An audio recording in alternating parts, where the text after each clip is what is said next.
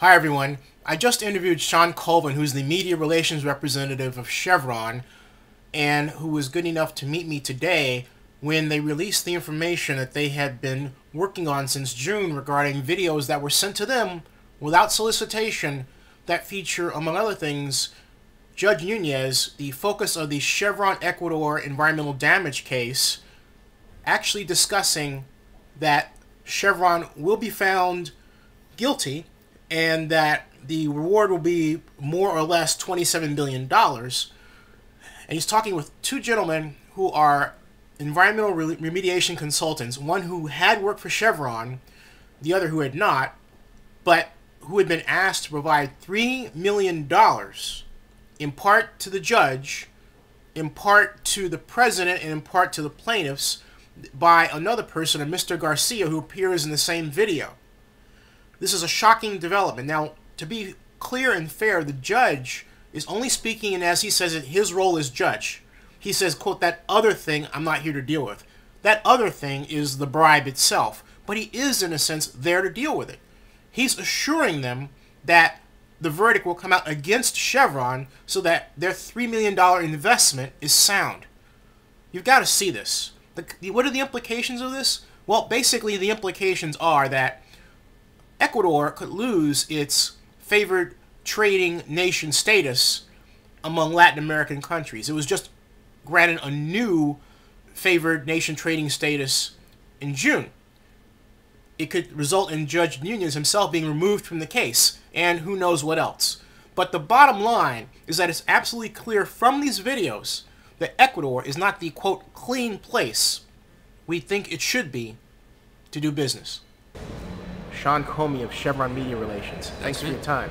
I got this tip about your website and that very shocking video on it. Take my viewers through it.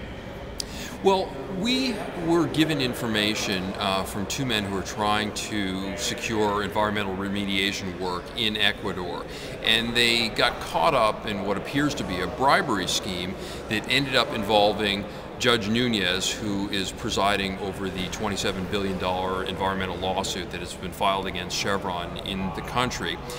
And in the videos, you will see that the two men who were trying to seek environmental contract work met several times with Judge Nunez, where they discussed the ultimate outcome of the case. And as you'll see in the video, the judge indicated that he had already decided what his ruling would be, despite the fact that the case was ongoing at that point, that they were still receiving evidence, and he indicated to the two men seeking business that he would make a major ruling against Chevron and that there would be money for their environmental contract work. Now, that raises many questions for us and for the people of Ecuador, who have the right to know what's going on here. Right. So it's clear that the judge was involved in improper conversations, which casts grave doubt on his impartiality. So we're calling on him to be dismissed from the case, that his previous judgments in this case be annulled, and that the government of Ecuador, the appropriate authorities there, launch a thorough and very transparent investigation so that we can find out what's in fact happening, because the judge is involved, but there are also other individuals that say that they represent the ruling party in Ecuador. And the people of that country have the right to know how far this situation extends. Have you ever, because Chevron does business in 100 countries, I think? More than 100 countries around the world. Have you ever seen a situation where a judge was meeting with people who stood to gain from the business that would result by that judge's ruling? From the onset of this case, we have seen questionable judicial practices and legal practices that are really, in our experience in doing business in more than 100 countries around the world, literally unprecedented. So it really casts serious doubts on our ability to get a fair and impartial trial in the country of Ecuador at this point. What does this say about Ecuador's practices with respect to the concerns of American businesses and their ability to get really do business fairly and without corruption?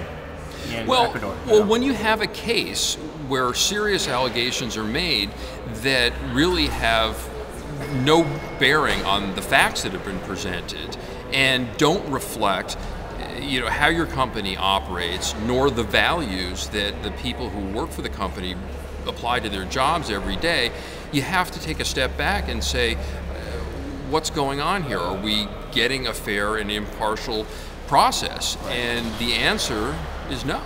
So in the video, the guys taking the video, what kind of devices are they using? That was fascinating. These are actually consumer electronics that are available. They purchased them.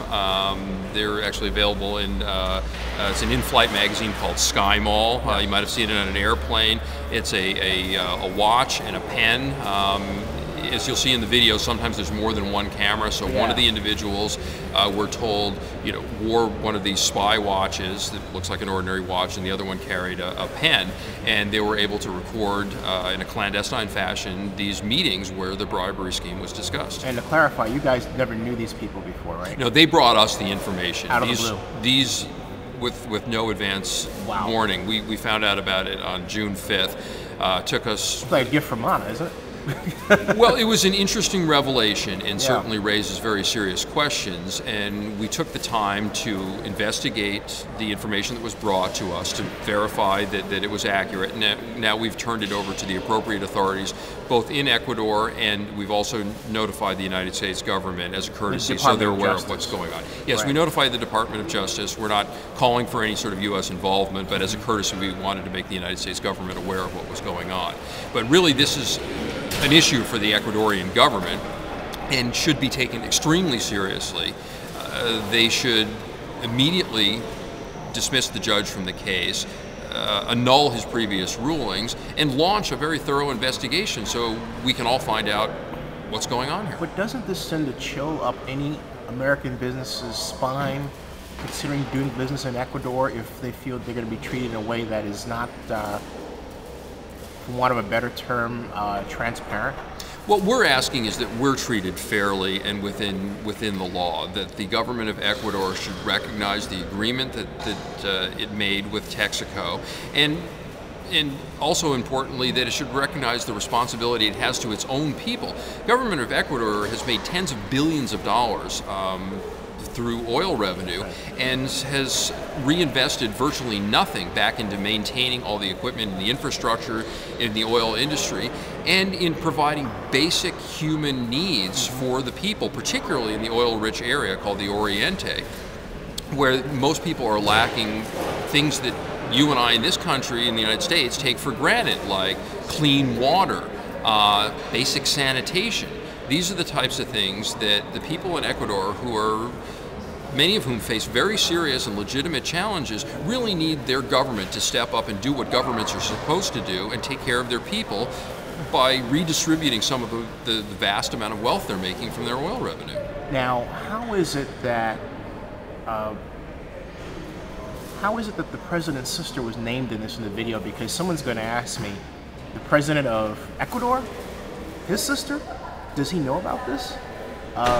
Speculation. I imagine you don't know anything These about are questions that need to be addressed by the investigators and the appropriate authorities. One of the individuals in the videotape makes very specific and numerous references to... Who is that guy? What's his name? His name is Garcia, and he purports himself to be a political operative. And you can see how he describes himself and how he describes his alleged relationship with the president's sister. These are things that we don't know at this point, but it does raise serious questions, and these are questions that really need to be addressed by the appropriate authorities in Ecuador. Anything that my viewers should know in addition? They can get all the information they want directly for themselves and judge for themselves. We've posted... As I did.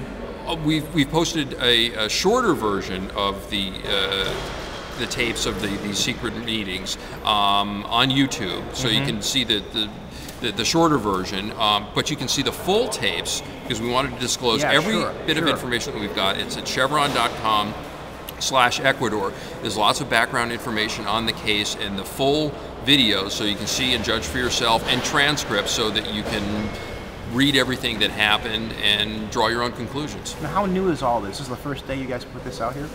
We, today, August 31st, is the day that we notified the Ecuadorian government and, as a courtesy of the Department of Justice. We've had the information since June 5th. That was when it was first given to us, but it took us some time to investigate it and determine that it was accurate and what the appropriate way would be to distribute it. And the reason that we're disclosing it publicly is that we are hoping that that will trigger a more thorough, robust, and transparent investigation from the appropriate authorities in Ecuador, and will hopefully minimize any potential retaliation that may be possible as a result of the disclosure of these meetings. Shocking. Positively shocking. Thank you. You're welcome.